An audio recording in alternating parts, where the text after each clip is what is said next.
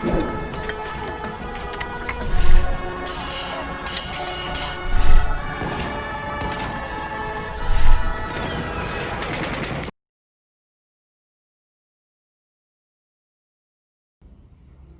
guys, ketemu lagi bersama saya Arai dalam BOS, Belajar Online Sejarah.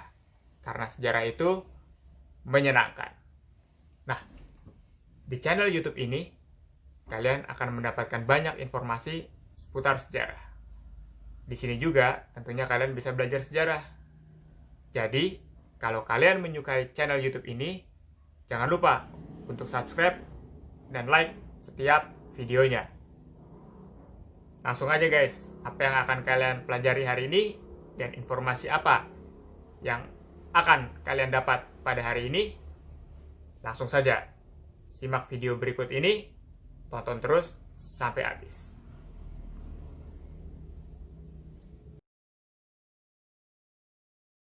Pada kesempatan kali ini, saya akan membahas tentang pengertian sejarah dan kenapa kita harus belajar sejarah. Banyak orang yang bilang, ngapain sih saya harus belajar sejarah?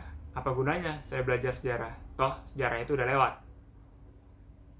Kesimpulan itu salah besar. Kenapa? Sejarah itu ibarat kata adalah seperti sebuah spion pada kendaraan bermotor. Fungsinya untuk apa? Jelas, untuk melihat ke belakang. Terus, setelah melihat ke belakang, nah, dengan kita melihat ke belakang, dengan kita melihat refleksi diri kita, atau kita melihat situasi ke belakang, kita bisa tahu nih, ke depan seperti apa, dan ke depan kita mau apa. Itulah fungsi belajar sejarah. Dan apa sih pentingnya belajar sejarah? Baik, sejarah itu menggambarkan kehidupan suatu masyarakat di masa lalu. Nah, sejarah juga menggambarkan peristiwa-peristiwa yang sudah terjadi di masa lalu, sekaligus menceritakan apa yang sudah terjadi di masa lalu. Dengan harapan, ketika kita melihat ke belakang, kita bisa berefleksi, kita bisa menarik pelajaran dari apa yang sudah pernah terjadi. Tentunya demi kehidupan yang lebih baik di masa depan. Oke, ikuti saya. Kita akan mulai membahas tentang pengertian sejarah. Pengertian sejarah di sini dibagi menjadi dua. Ada pengertian menurut bahasa, ada pengertian menurut tokoh.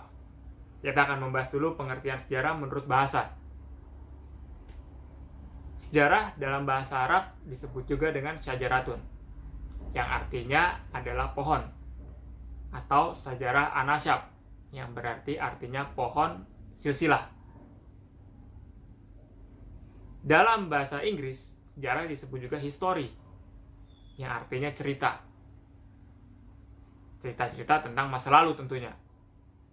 Sedangkan dalam bahasa Yunani, sejarah disebut juga dengan historia, berasal dari kata istor yang berarti orang pandai. Jadi kalau zaman dulu, orang-orang yang bisa menuliskan sejarah disebutnya adalah orang pandai pada masa Yunani dulu. Karena apa? Ya, karena orang-orang ini mampu menuliskan kembali cerita-cerita masa lalu yang mungkin nggak semua orang bisa. Nah, sedangkan sejarah menurut tokoh, itu saya tidak ambil dari banyak-banyak. Yang pertama adalah sejarah menurut Herodotus. Siapa dia? Herodotus merupakan bapak ilmu sejarah. Sekali lagi, Herodotus merupakan bapak ilmu sejarah. Menurut dia, sejarah itu tidak bergerak lurus ke depan, tetapi lebih kepada seperti spiral atau per, yang tinggi rendahnya itu ditentukan oleh kondisi manusia pada masa itu. Seperti yang kita tahu sekarang, bahwa kondisi manusia tidak hanya stuck berjalan ke depan seperti garis, tapi kadang naik turun. Kondisi perang, kondisi damai, kondisi konflik, terus seperti itu. Sementara pengertian sejarah menurut Norman E. Cantor, sejarah adalah studi tentang apa yang telah diperbuat, dikatakan, dan dipikirkan oleh manusia. Jadi, sejarah adalah sebuah studi tentang apa yang telah diperbuat, dikatakan, dan dipikirkan oleh manusia. Berbeda lagi dengan pengertian sejarah menurut Ibnu Khaldun. Menurut Ibnu Khaldun, seorang ilmuwan muslim, dia mengatakan bahwa sejarah adalah perputaran masa dan pergantian kekuasaan di masa lalu. Sekali lagi, sejarah adalah perputaran masa dan pergantian kekuasaan di masa lalu. Artinya apa? Kenapa Ibnu Khaldun bisa bicara seperti ini? Ya tentu tidak terlepas dari kondisi sosial politik yang dialami oleh Ibnu Khaldun, di mana ketika itu sering terjadi pergantian kekuasaan, sering terjadi yang namanya peperangan. Makanya dia merumuskan sejarah seperti ini. Berbeda lagi dengan sejarah menurut tokoh Indonesia, Muhammad Yamin. Menurut Muhammad Yamin, sejarah adalah ilmu pengetahuan yang disusun berdasarkan hasil penyelidikan dari peristiwa-peristiwa yang dapat dibuktikan dengan kenyataan. Nah, itu tadi sedikit pengertian sejarah secara bahasa dan juga secara tokoh. Terus, apakah semua yang terjadi di masa lalu adalah sejarah? Belum tentu. Sejarah sendiri itu tidak sama dengan mitos. Sejarah sendiri juga tidak sama dengan ilmu alam. Kenapa? Kenapa sejarah tidak sama dengan mitos? Ada 3 unsur pokok sejarah. Manusia, ruang, waktu. Ini yang harus dipenuhi dalam sejarah.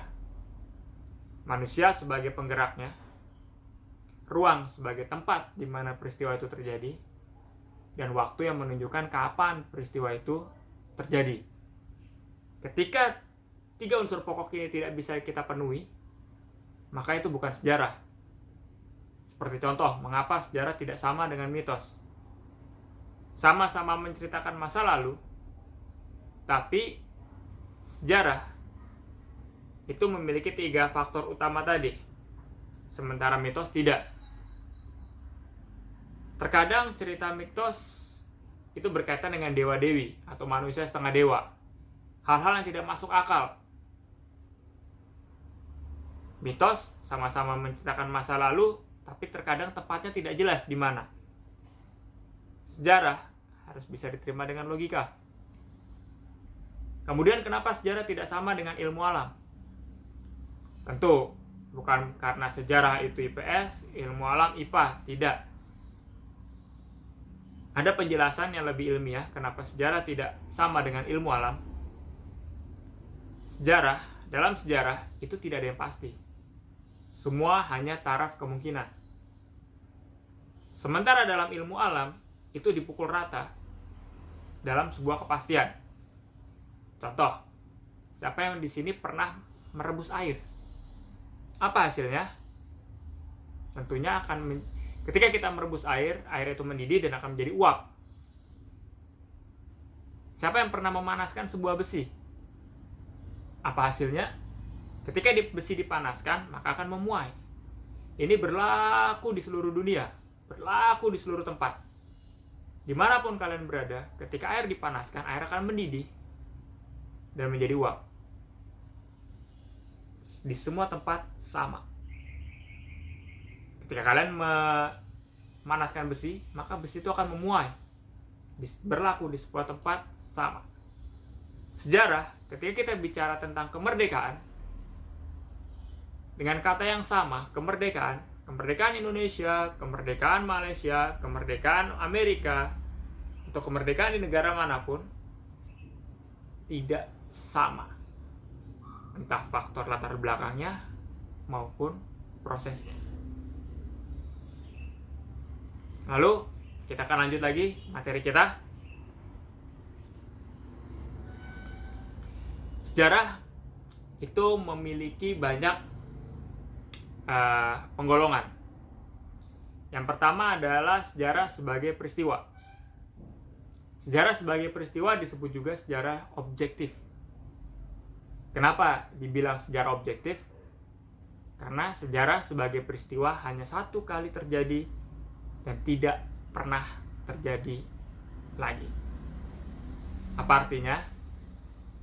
Tentu di sini akan menimbulkan pertanyaan, kok perang dunia bisa 2 kali ya? Oke, perang dunia memang terjadi 2 kali. Tapi kalian harus ingat, di waktu yang berbeda, dengan tokoh yang berbeda. Sejarah sebagai peristiwa hanya terjadi sekali, karena tidak mungkin terulang lagi. Seandainya terulang lagi, meskipun tokohnya sama, waktunya pasti berbeda.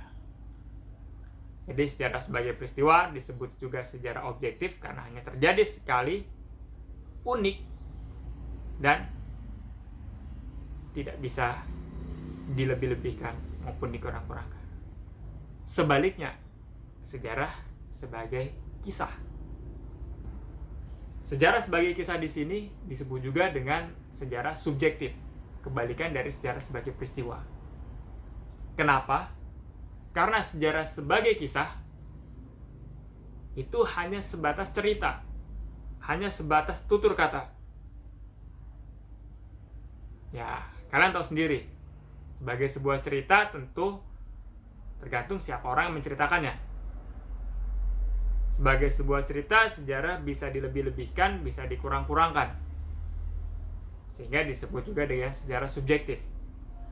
Suatu peristiwa A diceritakan oleh beberapa orang, tentu dari sudut pandang yang berbeda dan tafsir yang berbeda, hasilnya pasti akan berbeda.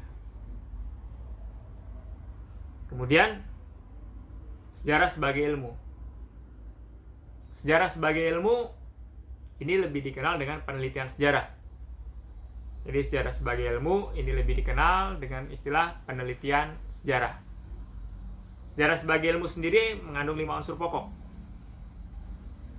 Empiris, pengalaman, memiliki objek, yaitu aktivitas manusia, memiliki teori, yaitu kaidah-kaidah pokok, memiliki generalisasi, kesimpulan umum, dan terakhir, memiliki metode, cara kerja. Nah, itulah pengertian, penjelasan singkat tentang apa sih sejarah itu dan kenapa kita harus belajar sejarah.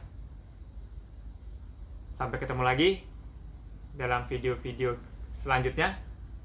Jangan lupa terus tonton video-video selanjutnya, dan jangan lupa untuk like, jangan lupa untuk subscribe, dan jika ada pertanyaan kalian bisa tulis di kolom komentar. Sampai ketemu lagi.